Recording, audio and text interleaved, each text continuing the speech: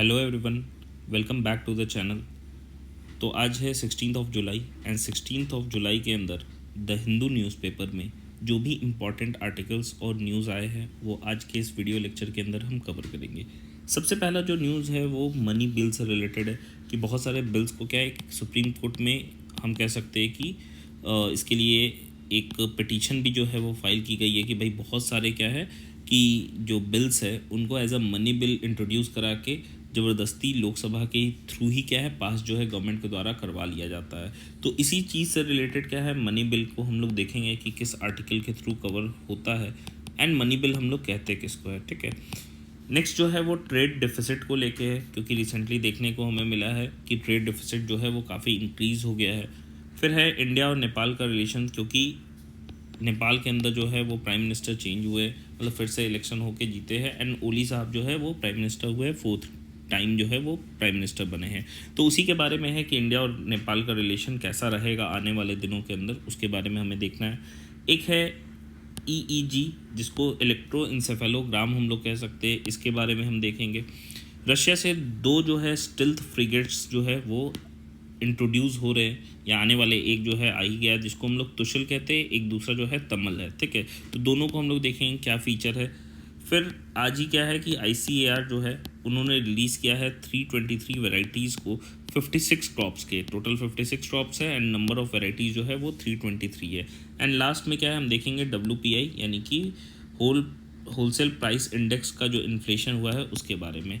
तो आइए स्टार्ट करते हैं। सबसे पहला जो न्यूज़ है वो है कि सुप्रीम कोर्ट जो है वो सुनवाई होगी सुप्रीम कोर्ट के अंदर पिटिशंस को लेके। एंड मेनली पिटिशन किस चीज़ का है कि भाई जो लॉज है उनको एज अ मनी बिल जो है वो पास किया जाता है। तो अगर हम देखें कि मनी बिल होता क्या है, इंडिया के अंदर क्या है मनी बिल एक तरह का लेजिस्लेशन है जिसमें मेन चीज़ क्या है कि ये अप्रोप्रिएशन ऑफ मनी की बात करते हैं। मतलब या तो कंसोलिडेटेड फंड ऑफ इंडिया जो कि मेन फंड ऑफ इंडिया है उससे पैसे डालने की बात या निकालने की बात जो है उससे रिलेटेड कुछ भी रहेगा तो वो क्या है मनी बिल उसको कंसीडर किया जाता है। Money bill are typically related to financial matters जैसे टैक्सेशन हो गया, पब्लिक एक्सपेंडिचर हो गया, पब्लिक डेट हो गया। अगर हम कंपैरिजन करें नॉर्मल फाइनेंशियल बिल और मनी बिल को, तो अगर हम फीचर्स की बात करें जैसे हम आर्टिकल कवरेज की देखें तो मनी बिल जो है वो आर्टिकल 110 के अंदर मेंशन है। वहीं पे फिनांस जो बिल है या फाइनेंशियल बिल जो हम जिसको कहते हैं वो आर्टिकल 117 यानी कि 117 के अंदर है। अगर बाई डेफिनेशन देखें तो मनी बिल हम लोग कहते हैं जो एक्सक्लूसिवली डील करता है फाइनेंशियल मैटर्स से, सच एज इम्पोजिशन और alteration of taxes, borrowing of money by the government and expenditure from or receipt to the consolidated fund of India। whereas financial bill हम किसको कह रहे हैं कि कोई भी ऐसा बिल जो कि financial matters से डील करता है एंड वो मैटर्स क्या है मनी बिल के सब्जेक्ट में मेंशन नहीं है। मतलब अदर देन कोई भी सब्जेक्ट्स जो कि मनी बिल में मेंशन नहीं है उन सब्जेक्ट्स के फाइनेंशियल मैटर से अगर कोई भी बिल डील कर रहा है तो हम उसको फाइनेंशियल बिल कह सकते हैं। दोनों के इंट्रोडक्शन में भी डिफरेंस है। जैसे मनी बिल को सिर्फ और सिर्फ क्या है लोकसभा के अंदर ही क्या है इंट्रोड्यूस किया जा सकता है, जबकि फाइनेंशियल बिल जो है वो लोकसभा के साथ साथ राज्यसभा में भी इंट्रोड्यूस किया जाता है। एग्जाम्पल अगर हम देखें तो मनी बिल का एग्जाम्पल हो गया फिनेंस बिल या अप्रोप्रिएशन बिल। वहीं पे फाइनेंशियल बिल का एग्जांपल जैसे बैंकिंग रेगुलेशन अमेंडमेंट बिल आया था या जो कंपनीज बिल आया था अमेंडमेंट के रूप में, वो जो है एग्जांपल हो गया हमारा फाइनेंशियल बिल का। तो देखा जा रहा है कि भाई हर कोई भी मनी बिल है तो उसको हम मनी बिल कैसे कह सकते हैं, मतलब कोई भी बिल को मनी बिल कैसे कहा जा सकता है। तो कुछ क्राइटेरिया तो होगा ही कि किस क्राइटेरिया के आधार पे क्या है किसी भी बिल को हम मनी बिल जो है कंसीडर किया जाता है या कोई भी बिल मनी बिल बन जाता है। तो according to the constitution of India a bill is considered as money bill if it contains only provisions dealing with all और any of the following matters. मतलब ये मैटर्स में या तो सारे से डील कर रहा होगा वो बिल या इनमें से कोई एक जो है वो भी डील कर रहा होगा तो उस केस में उसको मनी बिल जो है वो कंसीडर किया जाता है। जैसे कि कौन कौन से मैटर्स है, सबसे पहला क्या हो गया imposition, abolition, remission, alteration, regulation of any tax. भाई टैक्स जो भी है किसी भी तरह के टैक्स को इम्पोज किया जाए या उसको बंद किया जाए या उसमें घटाया जाए, कुछ अल्टरेशन किया जाए या उसको रेगुलेट किया जाए, वो आ गया। अगर हम मनी को बोरो कर रहे हैं ऑफ मनी और giving of any guarantee by the government of India, ठीक है, मतलब हम कह सकते हैं कि जो भी बोरोइंग है मनी से रिलेटेड वो आ जाएगा।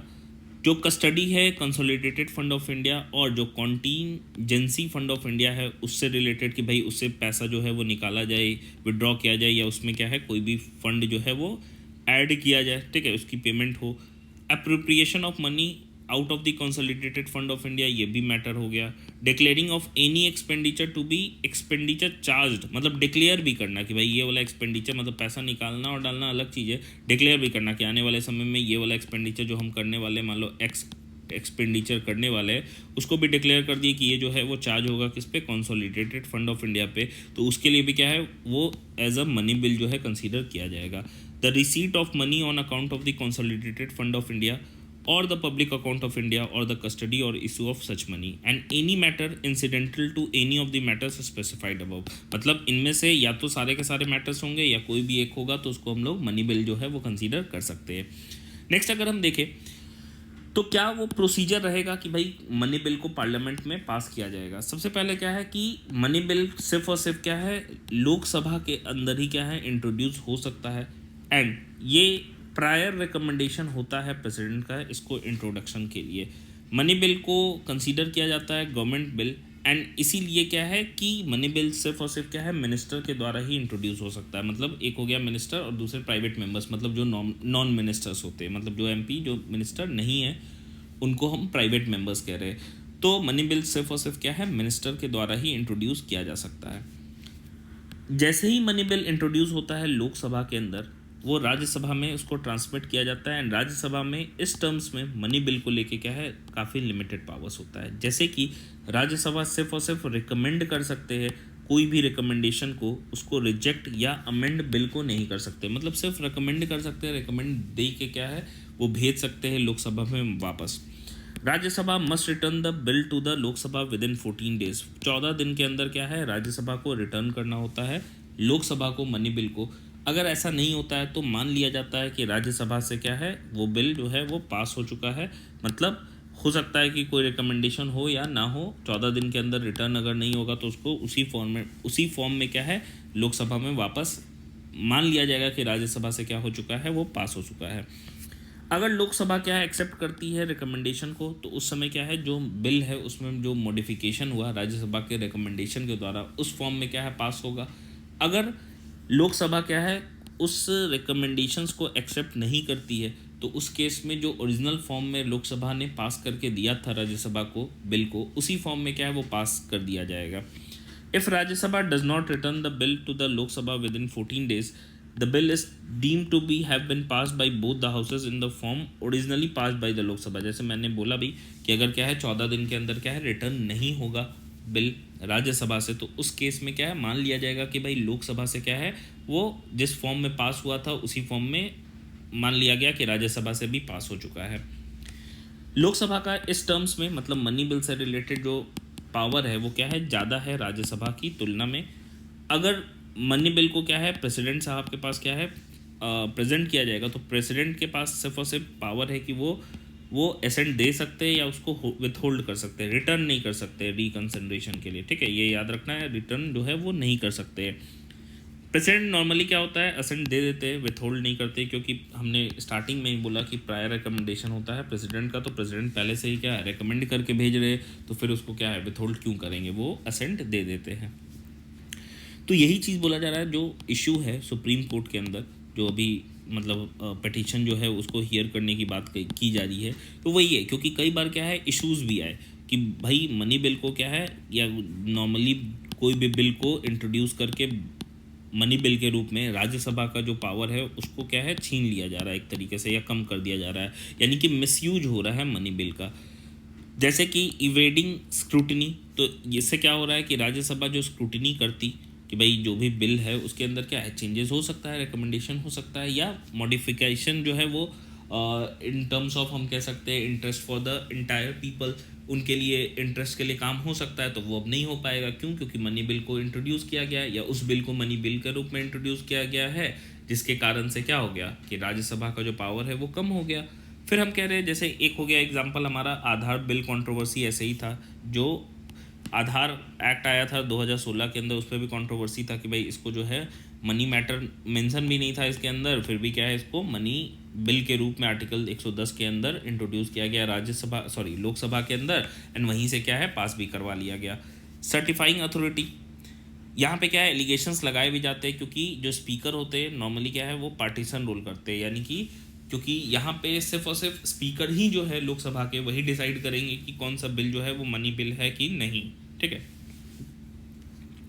नेक्स्ट क्या है सेपरेशन ऑफ पावर। जैसे फाइनेंस एक्ट 2017 के अंदर was passed as a money bill, it amended various acts to provide for new rules and appointments to various tribunals such as national green tribunal NGT जिसको कहते हैं, यानी कि separation of power पे भी आ रहा है, क्योंकि किसी भी बिल को अगर हम लोग पास करा ले रहे हैं एज अ मनी बिल तो पास तो वो हो जाएगा, लेकिन हाँ उसका जो मतलब इफेक्ट है या इम्पैक्ट है वो बहुत मतलब दूर तक हो सकता है। जैसे कि यहाँ पे क्योंकि एक एक्ट हमने मनी बिल के रूप में पास कराया जिसके कारण वेरियस एक्ट्स क्या हो गए अमेंड करने पड़े या उसके तहत अमेंड हो जाते हैं, ठीक है। नेक्स्ट है supreme court held that a money bill should not contain provisions that are not directly related to the subjects listed in article 110। मतलब मनी बिल बोला गया कि जैसे हमने ये जो सब्जेक्ट्स पढ़े, जैसे ये आप देखो बोला जा रहा है कि अगर कोई भी बिल जिसके अंदर जो भी सब्जेक्ट्स मेंशन है वो डायरेक्टली इससे रिलेट अगर नहीं कर रहे तो फिर उसको मनी बिल कंसीडर नहीं किया जाएगा, ये सुप्रीम कोर्ट का कहना है, ठीक है। लेकिन फिर भी क्या है कि जो गवर्नमेंट है वो डायरेक्टली सब्जेक्ट मेंशन नहीं भी रहता है, फिर भी क्या है इनडायरेक्टली उसको मेंशन करवा के मनी बिल के रूप में जो है कंसीडर करती है, या लोकसभा के द्वारा जो है उसको पास करवा लिया जाता है एज अ मनी बिल। तो इतना ही इसमें था, याद रखना 110 आर्टिकल हो गया हमारा कौन सा मनी बिल से रिलेटेड, और फाइनेंशियल बिल कौन सा हो गया 117 हो गया। नेक्स्ट इसके बाद अगर हम देखें तो जो ट्रेड डिफिसिट है वो काफ़ी बढ़ गया है, 9.4% हो गया है from a year ago as imports outpace exports, ठीक है। तो पिछले साल की तुलना में 9.4% क्या है वो वाइडन हो गया, मतलब बढ़ गया है, मतलब पिछले साल जितना था उससे क्या है 9.4% क्या है वाइडन जो है वो डिफिसिट जो है वो इनक्रीज़ हो गया है। अब ये ट्रेड डिफिसिट हम लोग किसको कहते हैं, सिंपल सा चीज़ है, याद रखना कि जो भी क्या है कि एक्सपोर्ट और इंपोर्ट के बीच में जो डिफरेंस आता है उसी को हम लोग क्या कहते हैं ट्रेड डिफिसिट कहते हैं। तो ऑब्वियसली हमारा क्या है इंपोर्ट काफ़ी ज़्यादा होता है, मतलब इसको मॉडुलस में हम लोग ले रहे हैं, ठीक है। इंपोर्ट हमारा क्या है कि काफ़ी ज़्यादा है एंड एक्सपोर्ट क्या है काफ़ी कम है, जिसके कारण हमारा इंपोर्ट माइनस हम कह सकते हैं import minus export is equal to trade deficit. तो ये हमारा ट्रेड डेफिसिट है। तो ट्रेड डेफिसिट कब होता है, जब कंट्री का इंपोर्ट क्या होता है एक्सीड कर देता है value of the exports with imports and exports referring both physical goods and services. मतलब कि किसी भी कंट्री के अंदर ट्रेड में डेफिसिट तभी होगा जब उसका इंपोर्ट क्या होगा ज़्यादा होगा, हम कह सकते हैं इंपोर्ट जो है वो ज़्यादा होगा किससे एक्सपोर्ट से। तो इन दैट केस हम कह सकते हैं उस कंट्री के अंदर क्या है ट्रेड डेफिसिट हुआ है। हाँ यहाँ पे कंसीडर जो है वो ट्रेड के अंदर हम सर्विसेज भी ले रहे हैं प्लस क्या है गुड्स भी कंसीडर किया जा रहा है। नेक्स्ट अगर हम देखें तो क्या रीज़न है कि इंडिया का जो ट्रेड डेफिसिट है हमें देखने को मिलता है। सबसे पहला क्या हो गया कि हमारा जो एनर्जी इंपोर्ट्स है यानी कि जो क्रूड ऑयल पे डिपेंडेंस है वो काफ़ी ज़्यादा है, जिसके कारण मेजर जो हमारा चंक है मनी का वो क्या है इसी में चला जाता है। मतलब मेजर जो इंपोर्ट है वो क्या होता है इसी में हमारा एनर्जी जो सफिशिएंसी है उसको नहीं पूरा कर पाते हम खुद से, तो हम क्या है डिपेंडेंट है एक्सटर्नल नीड्स पे। तो उन नीड्स को पूरा करने के लिए हमें क्रूड ऑयल को क्या है इंपोर्ट करना पड़ता है।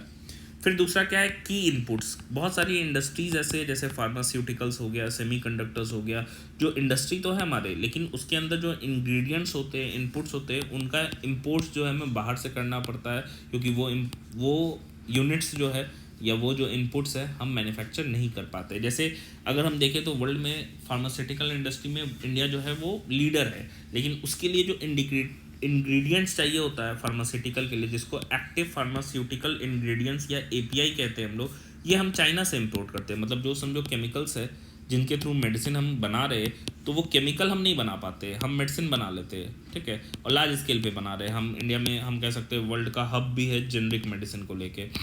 तो लेकिन उसके लिए जो एपीआईज लगते हैं वो क्या है हम चाइना से जो है वो इंपोर्ट करते हैं। दूसरा इंडिया के अंदर जो मैन्युफैक्चरिंग गुड्स है उनका भी काफ़ी ज़्यादा क्या है एक शॉर्टफॉल हमें देखने को मिलता है कि इंडिया जो है मैन्युफैक्चरिंग में अभी भी क्या है वर्ल्ड के ग्लोबल जो रेशियो है या ग्लोबल जो मैन्युफैक्चरिंग है उससे काफ़ी पीछे है, जिसके कारण से हमारा एक्सपोर्ट ऑब्वियसली कम हो जा रहा है क्योंकि मैन्युफैक्चरिंग ही कम हो रहा है। अगर हम इम्पैक्ट की बात करें कि ट्रेड डिफिसिट मान लो इंडियन इकोनॉमी के अंदर हमें देखने को मिल रहा है, तो इसका क्या ही इम्पैक्ट होगा। तो ऐसा हम नहीं कह सकते कि ट्रेड डेफिसिट जो है वो हमेशा नुकसानदेह ही होगा या हमेशा क्या है उसके डीमेरिट्स ही होंगे। कुछ बेनिफिट्स या मेरिट्स भी हो सकते हैं। जैसे कि शॉर्ट टर्म में देखा जाए तो ट्रेड डेफिसिट के कारण क्या होता है कि जो इंडियन इकोनॉमी है उसमें क्या है कि एक बूस्ट मिलता है कि मैन्युफैक्चरिंग की, भाई हम जो है वो क्या है मैन्युफैक्चरिंग करें, ज़्यादा से ज़्यादा एक्सपोर्ट जो है उसको क्या है बढ़ाए।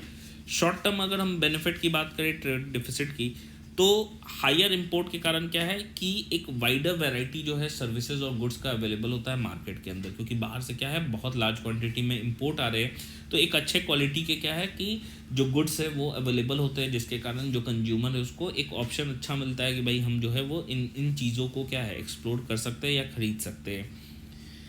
ट्रेड डिफिसिट के कारण कंट्री का जो करेंसी है वो डिप्रिशिएट करता है, जिसके कारण क्या होता है कि जो एक्सपोर्ट, मान लो कि कोई यूएसए में बैठा हुआ आदमी है, उसको $100 में मान लो कि 10 जो है वो, मान लो इंडिया जो है फ़ैन बना रहा है फॉर एग्जांपल, तो $10 पर फ़ैन जो है वो उसको मिल रहा है, तो 10 फ़ैन खरीद पा रहा है। अब क्या है कि इंडिया में का रुपी का वैल्यू डिप्रिशिएट कर गया, अब वो क्या है कि उसी $100 के अंदर 12 फ़ैन खरीद रहा है। तो यहाँ पे क्या हो गया, इंडिया का एक्सपोर्ट का वैल्यू क्या हो गया, बढ़ गया, क्योंकि इंडियन करेंसी का वैल्यू क्या हो गया, कम हो गया, क्योंकि अब क्या है उसको $100 खरीदना होगा, पहले 10 फ़ैन खरीद पा रहा था, अब क्या है 12 फ़ैन खरीद रहा है। तो हमारा तो 2 यूनिट का पैसा से मतलब नहीं, हमारा यूनिट तो क्या हो गया इंक्रीज़ कर गया, यानी कि 2 यूनिट इंक्रीज़ कर गया, यानी कि 20% हमारा क्या हो गया एक्सपोर्ट जो है वो इंक्रीज़ कर गया पहले की तुलना में। तो हम कह सकते हैं कि अगर कंट्री का जो करेंसी है वो डिप्रिशिएट करता है तो उस केस में क्या है एक्सपोर्ट जो है वो इंक्रीज़ हो सकता है।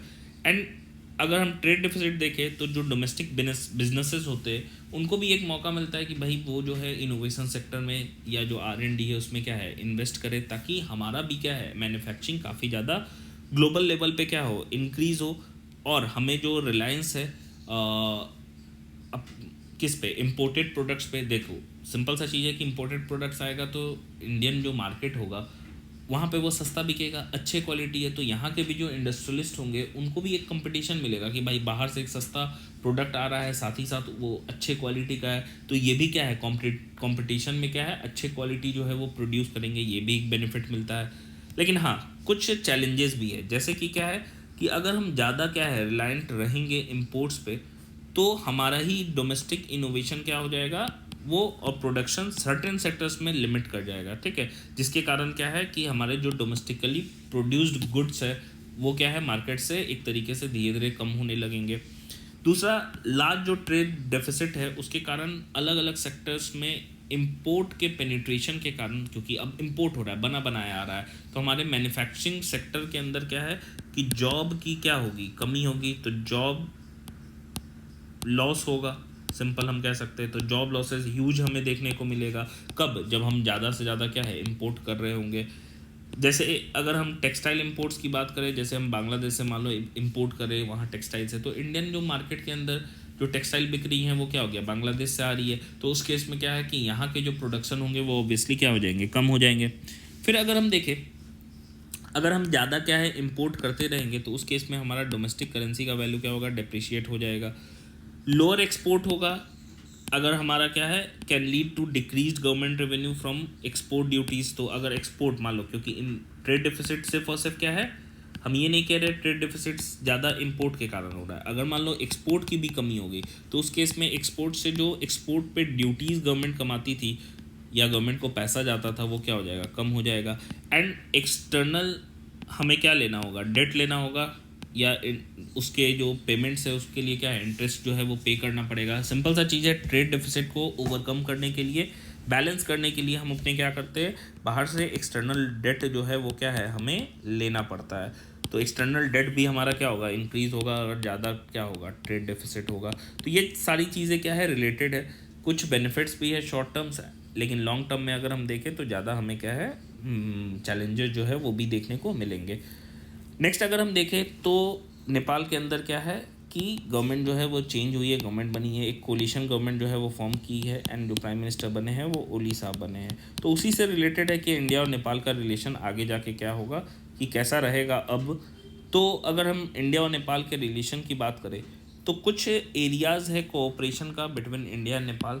जैसे कि अगर हम देखें तो इंडिया और नेपाल, या हम नेपाल कह सकते हैं कि इंडिया का इमीडिएट नेबर्स है। एंड यहाँ पे क्या है, इंडिया ने एक तरीके से बॉर्डर को क्या है ओपन रखा है, जिसके कारण लोग क्या है काफ़ी ज़्यादा क्या है आ जा सकते हैं नेपाल में। हमें नेपाल जाने के लिए कोई भी वीज़ा वगैरह या पासपोर्ट की ज़रूरत नहीं पड़ती है। हम आसानी से रोड के, जैसे हम एक स्टेट से दूसरे स्टेट में जाते हैं, वैसे ही हम नेपाल में भी जा सकते हैं और नेपाल से आ सकते हैं। तो नेपाल के अंदर क्या हुआ है कि प्राइम मिनिस्टर जो है वो बने हैं। अगर हम नेपाल के बॉर्डर शेयर की बात करें तो 1850 किलोमीटर स्ट्रेच में 5 स्टेट से क्या है नेपाल बॉर्डर शेयर करता है। जैसे सिक्किम हो गया, वेस्ट बंगाल है, बिहार है, उत्तर प्रदेश है और उत्तराखंड है। 1950 में इंडिया और नेपाल ने एक ट्रीटी को साइन किया था, जिससे इंडिया और नेपाल के बीच क्या है एक स्पेशल रिलेशन जो है उसी समय से डेवलप हो गया। एंड इस ट्रीटी को हम India Nepal treaty of peace and friendship कहते हैं, जो कि 1950 में साइन हुआ था। अगर हम इकोनॉमिक कोऑपरेशन की बात करें तो इंडिया नेपाल का लार्जेस्ट ट्रेड पार्टनर है एंड लार्जेस्ट सोर्स है फॉरेन इन्वेस्टमेंट का। यहाँ तक कि अगर हम देखें तो नेपाल के अंदर जो है ओवर 90% क्या है, अगर हम देखें तो most of the foreign investment India की तरफ से ही हुआ है। लेकिन हमारा एक कंसर्न भी हो गया आज के डेट में, क्योंकि चाइना भी क्या हो रहा है कि चाइना भी जो है वो, उसकी तो आदत है कि वो नेपाल में क्या है वो भी मूव करने की कोशिश कर रहा है या वो भी फंडिंग कर रहा है। तो ये हमारे लिए एक कंसर्न हो सकता है, सिक्योरिटी कंसर्न, कि भाई एक इमीडिएट नेबर जिससे हमारा बॉर्डर खुला हुआ है, वहाँ चाइना का इंटरफेरेंस हो रहा है। तो उस केस में क्या है हमारे लिए कंसर्न हो सकता है। लेकिन हाँ, फिर भी इंडिया और नेपाल का जो बॉन्डिंग है वो काफ़ी स्ट्रॉन्ग है। हमारा डिफेंस कोऑपरेशन भी होता है। जैसे कि अगर हम देखें तो 2023 के अंदर पिछले साल ही क्या है कि इंडिया और नेपाल में एक रोटेशनल बेसिस पे क्या है कि हमारा जॉइंट मिलिट्री एक्सरसाइज होता है। इसको हम लोग सूर्य किरण कहते हैं बटालियन लेवल पे, जो कि उत्तराखंड में हुआ था 2023 में पिथौरागढ़ के, ठीक है, पिथौरागढ़ उत्तराखंड के अंदर हुआ था सूर्य किरण। तो डिफेंस कोऑपरेशन सूर्य किरण, इसको याद रखिएगा कि ये नेपाल और इंडिया के बीच में। कल्चरल कोऑपरेशन की अगर हम बात करें तो एम्बेसी ऑफ इंडिया जो है नेपाल के अंदर है, in collaboration with Lumbini development trust and Lumbini Buddhist university. ये इनॉग्रेट करती है इंडिया नेपाल कल्चरल फेस्टिवल को लुम्बिनी दिसंबर 2023 के अंदर। तो ये क्या है कि एक फेस्टिवल के रूप में हुआ था। मेनली क्या है कि जो फोकस था वो बुद्धिज़्म का था, क्योंकि हम जानते हैं भी ये लुम्बिनी गार्डन जो है वो बुद्धिज़्म से रिलेटेड है। वाटर शेयरिंग भी काफ़ी इंपॉर्टेंट है। जैसे कोशी एग्रीमेंट है 1954 का था, जो कि 1966 में क्या हुआ, रिवाइज हुआ। गंडक एग्रीमेंट है 1959 में था, 1964 में फिर से उसको रिवाइज़ किया गया। एंड रिसेंटली अगर हम देखें तो 1996 के अंदर क्या है कि महाकाली ट्रीटी जो है वो साइन हुआ था इंडिया और नेपाल के बीच में, महाकाली रिवर के वाटर के यूटिलाइजेशन से रिलेटेड। तो वाटर शेयरिंग भी इंडिया और नेपाल के बीच में। अगर हम कनेक्टिविटी की बात करें तो इंडिया ने नेपाल को असिस्ट भी किया है कि भाई वहाँ पे 10 रोड्स जो है वो तराई रीजन के अंदर क्या है बनाए जाए, जहाँ से क्रॉस बॉर्डर रेल लिंक्स जो है वो जोड़ा गया है। जैसे कि अगर हम देखें तो एक है Jogbani, Biratnagar and Jaynagar, Bardibas and setting up integrated check post at की लोकेशन सच एज बीरगंज है, विराटनगर है, भैरवा है, नेपालगंज है। इन सारे जगह पे क्या है कि चेक पोस्ट जो है वो भी बनाए गए हैं इंडिया और नेपाल के, मतलब इंडिया की मदद से नेपाल के अंदर। नेक्स्ट अगर हम देखें तो यही है, मैप में भी अगर हम देखें तो उत्तराखंड है, देखिए आप, ये नेपाल हो गया, ये हो गया उत्तर प्रदेश, बिहार हो गया, सिक्किम हो गया एंड वेस्ट बंगाल का कुछ पार्ट जो है नॉर्दर्न वेस्ट बंगाल का, नॉर्थ वेस्ट बंगाल का वो टच होता है। अगर हम चैलेंजेस की बात करें तो एक तो बाउंड्री डिस्प्यूट है ही इंडिया और नेपाल के अंदर। कुछ रीजन्स है जैसे काला पानी, लिम्पिया अधूरा, Lipu lake tri junction area है जो कि वेस्टर्न नेपाल में स्थित है, और दूसरा साउदर्न नेपाल में जो है वो सुस्ता एरिया है। यहाँ पे हमें बाउंड्री डिस्प्यूट जो है वो देखने को मिलता है इंडिया और नेपाल के बीच में।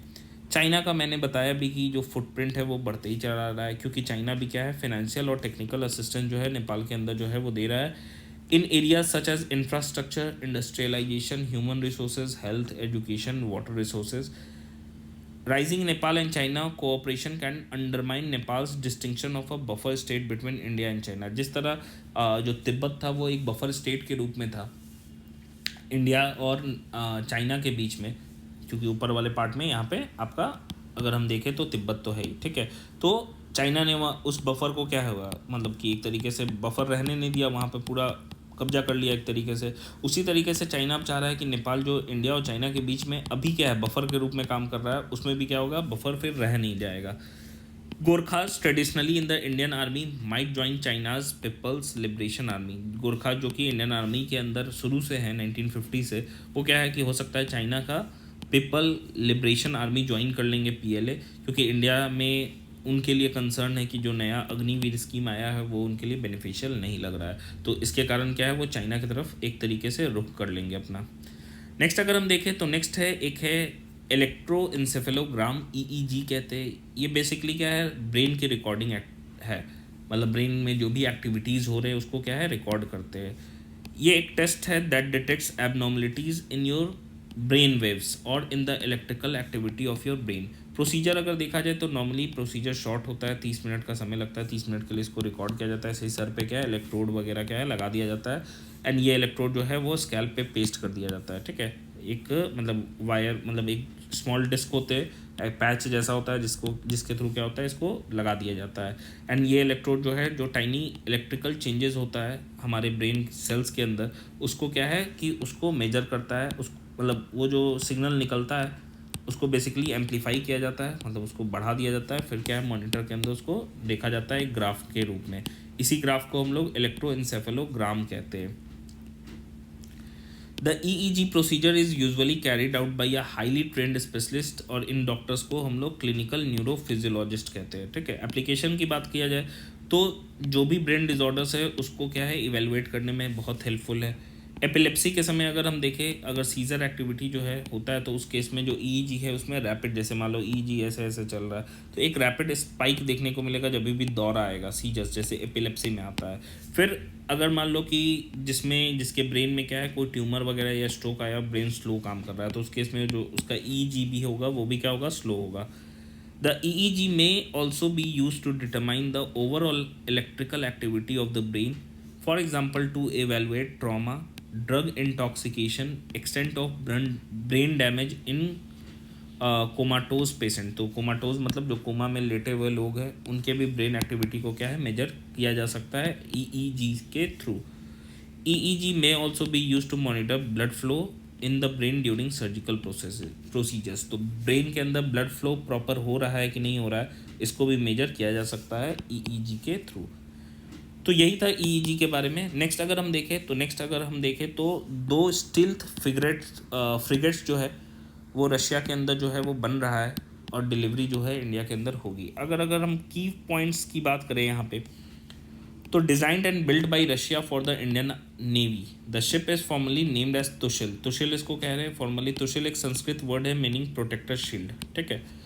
एक प्रोजेक्ट है जिसको तलवार क्लास हम लोग कहते हैं। Project 1135.6 is also known as Talwar class, a class of guided missile frigate. मतलब ये एक तरह का क्या है, एक फ्रिगेट मतलब एक जहाज जैसा ही है जिसमें क्या है मेनली वेपन जो है वो मतलब जितने भी state of the art weapons होते हैं वो इसमें फिट होते हैं।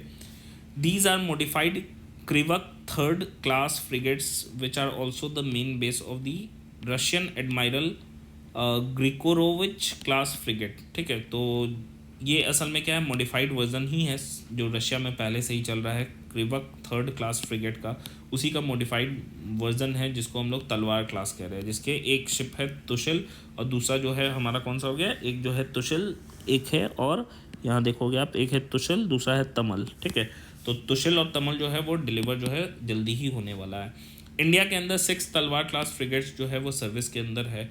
This ship is potent combination of the state of the art Indian and Russian weapons and sensors equipped to operate in littoral and blue waters both as a single unit and a consort in a naval task force. ये इसके अंदर एक feature है जैसे stealth हम लोग कहते हैं कि भाई जो रडार्स है उसमें क्या है ऑब्जर्वेबल या जो ऑब्जर्विंग पावर है रडार का वो इसके लिए बड़ा कम काम हो, मतलब इसकी ये रडार में दिखेगा नहीं, मतलब बहुत कम चांसेस है कि दिखता है, बहुत पास जाएगा तब जाके क्या होगा दिखेगा, दूर दूर जो है वो पता भी नहीं चलेगा, मतलब रडार से क्या है एक तरीके से अदृश्य है, इसीलिए इसको स्टील्थ कह रहे हैं हम लोग, ठीक है। तो स्टील्थ टेक्नोलॉजी से ये लेस है। तो एक याद रखना, एक है तुशिल दूसरा है तमल, ठीक है। दोनों क्या है तलवार क्लास है जिसको प्रोजेक्ट 1135.6 कह रहे हैं। दोनों कहाँ बन रहा है, रशिया के अंदर, डिलीवर होगा जल्दी ही।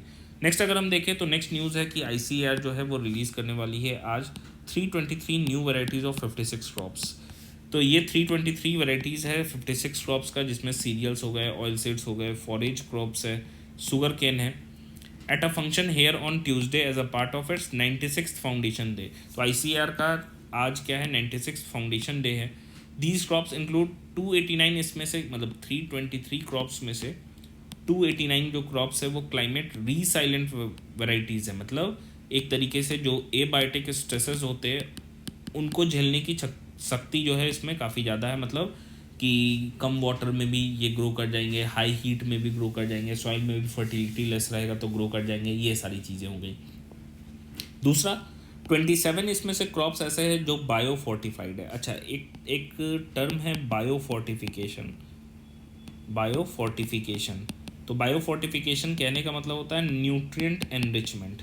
न्यूट्रिएंट एनरिचमेंट, तो सिंपली हम कह सकते हैं कि न्यूट्रिएंट एनरिचमेंट मतलब 323 क्रॉप्स में से 289 क्रॉप्स क्या है, क्लाइमेट रीसाइलेंट वेराइटीज़ है, जबकि 27 क्रॉप्स ऐसे हैं जो बायो फोर्टिफाइड है, यानी कि उनका न्यूट्रिएंट एनरिचमेंट किया गया है। अगर हम पिछले 10 साल में कंसीडर करें कि 2014-15 से लेके 2023-24 के बीच में लगभग 2593 जो हाई यील्डिंग वैरायटीज़ है उसको रिलीज़ किया गया है आईसीएआर के द्वारा, जिसमें से 83% जो थे वो क्लाइमेट रीसाइलेंट थे, जबकि 150 जो थे मतलब 2177 जो थे वो क्लाइमेट रीसाइलेंट वैराइटीज़ थे जो बायोटिक और एबायोटिक स्ट्रेस रेजिस्टेंस जिनके अंदर प्रेजेंट था, और जबकि 150 जो थे वो बायो फोर्टिफाइड क्रॉप्स थे। देखो यहीं पे क्या है, एक ऑर्गेनाइजेशन का जिक्र हुआ है जिसको आईसीएआर कहते हैं, तो थोड़ा देखते हैं कि आईसीएआर क्या है। तो Indian council of agricultural research जो है इसको इस्टेब्लिश किया गया था 16 जुलाई 1929 को as a registered society under the societies registration act 1860। तो सिंपली ये क्या है, इसको एज अ सोसाइटी जो है वो रजिस्टर किया गया है 1929 के अंदर।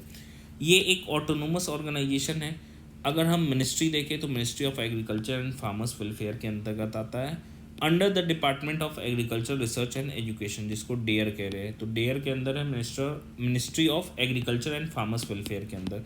हेडक्वार्टर जो है वो न्यू दिल्ली के अंदर है स्थित, और इंडिया के अंदर 102 आईसीएआर इंस्टीट्यूट है और 71 एग्रीकल्चरल यूनिवर्सिटी जो है वो पूरे इंडिया के अंदर जो है वो प्रेजेंट है।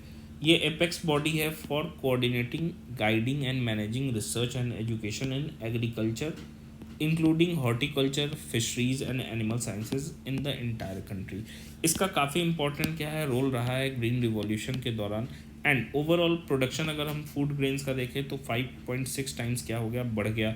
हॉर्टिकल्चर में 10.5 टाइम्स इंक्रीमेंट देखने को मिलता है। फिशरीज़ में 16.8 टाइम्स इंक्रीज़ हुआ। मिल्क प्रोडक्शन में 10.4 टाइम्स हुआ। एग्स में 52.9 टाइम्स जो है वो हमको बीते लगभग 60 आप ले लो 7 to 8 ईयर्स, मतलब 1950-51 से लेके 2017-18 के बीच में ये इतना प्रोडक्शन जो है इसमें इतना टाइम्स इंक्रीमेंट हमें देखने को मिलता है। नेक्स्ट अगर देखें तो लास्ट हमारा न्यूज़ है वो है WPI इन्फ्लेशन को लेके, जो कि काफ़ी इंक्रीज़ हुआ है 100 to 16 मंथ हाई, मतलब पिछले बीते 16 महीने में सबसे ज़्यादा WPI इन्फ्लेशन इसी बार हमको देखने को मिल रहा है। नेक्स्ट अगर हम देखें तो इसमें पढ़ना है, देखो हमको देखना है होल सेल प्राइस इंडेक्स होता क्या है। तो सिंपली कि होल सेल बिजनेसेस के द्वारा एक बिजनेस को से दूसरे बिजनेस में कोई भी सामान बिक्री या खरीद हो रहा है उनके प्राइस पे, उसी को हम लोग होल सेल प्राइस इंडेक्स कहते हैं। तो ये क्या है, it measures the changes in the prices of goods sold and traded in bulk by wholesale businesses to other businesses. ये किसके द्वारा पब्लिश किया जाता है, WPI, office of economic adviser, ministry of commerce and industry. Most widely used inflation indicator है India के अंदर। Major criticism भी इसका होता है इस इंडेक्स का, क्यों, क्योंकि यहाँ पे जनरल पब्लिक जो है वो होलसेल प्राइस पे जो है वो नहीं खरीदती है, वो जो है वो आपको नॉर्मल जो कंज्यूमर प्राइस होता है उस पर क्या होता है परचेज करती है। तो इसमें यह है कि भाई इन्फ्लेशन का असर पब्लिक पे होगा, पब्लिक तो इस प्राइस पे खरीद ही नहीं रही है, तो फिर ये मेजरमेंट हम क्यों करवा रहे हैं। इसका जो बेस ईयर है पहले 2004-05 था, बाद में 2017 के अंदर रिवाइज करके 2011-12 जो है वो कंसीडर किया गया है। इसके अंदर अगर हम वेटेज की बात करें तो यहाँ पे आप देखो ओवरऑल ऑल कम्युनिटीज़ को देखो, यहाँ हमने 100% कंसीडर किया गया है।